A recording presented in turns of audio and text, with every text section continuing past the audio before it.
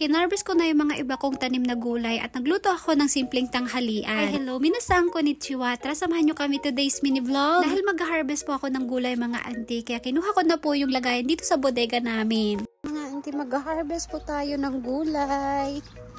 Ayan, madala ako ditong lagayan. Auntie, meron pa ditong kalabasa.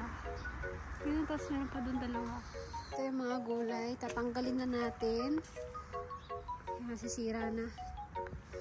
Tatanggalin na po natin yung mga yan mga auntie. Mag-harvest po tayo ng gulay. Wasyo. Oh.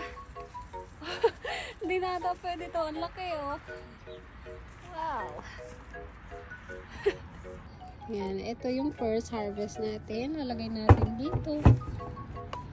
Una ko nga pong hinarvest yung kalabasa, tapos sinunod ko naman po itong mga talong. Dahil taglamig na po dito sa amin, kaya kailangan ko na po itong harvestin. Next year po ay magtatanim ulit tayo ng napakadaming mga gulay. Habang nag-harvest po ako dito, si Kenshi naman po ay gusto po niyang makisali.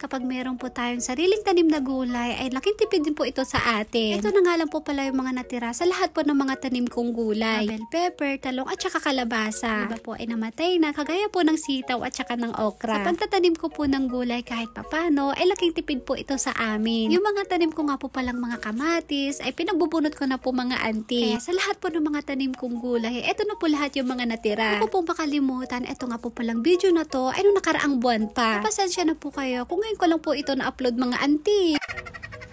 Mga auntie, ang dami oh.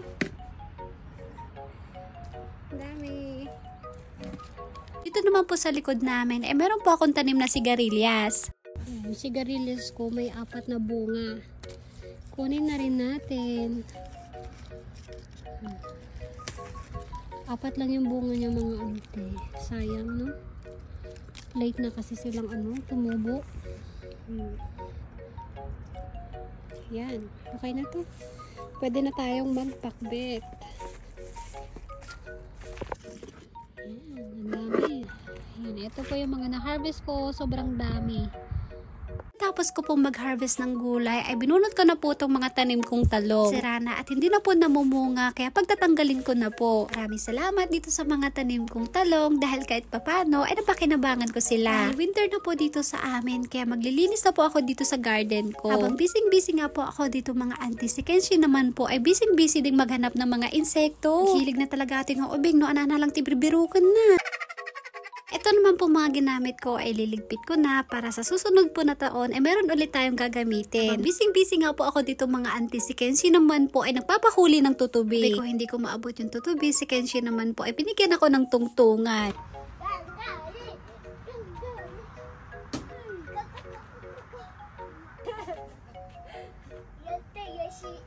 Yung pinapahuli nga po sa akin ni Kenshin mga auntie ay hindi ko po nahuli. Punta naman po pala ako dito sa likod para kumuha ng talbos ng kamote. Dahil hindi pa po kami nagtatanghalian, kaya eto mga auntie, eto po yung naisipan kong ulamin. Kahit ganito lang po yung ulam ko palagi ay sob na ako dito mga auntie ng nagimas nga ta.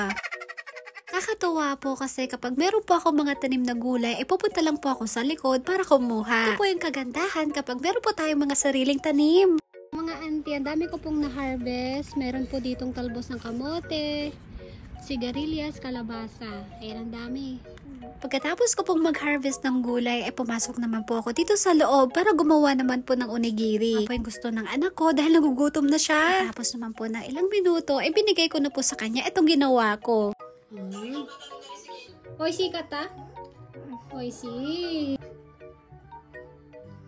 Katapos ko pong bigyan ng pagkain si Kenshin mga auntie, ako naman po ay magluluto na rin ng sarili kong pagkain. Ito nga po yung naisipan kong lutuin, ginisang sardinas na meron pong talbos ng kamote. Zebo, tabi ta?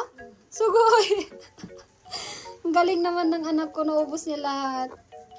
dalawang onigiring ginawa ko ay naubos pa ni Kenshin. Kung kumakain nga po pala si Kenshin kanina mga auntie, ay nagigisa na po ako dito ng sardinas. Kalagay ko po ng talbos. Pagkatapos lang po ng ilang minuto ay naluto na. Ito nga rin po pala ako dito ng talog ng merong kamatis at saka itlog na maalat. Siyempre, mas masarap po yan kapag merong kasamang alamang. Naku, talbos ng kamote, oh. Yummy.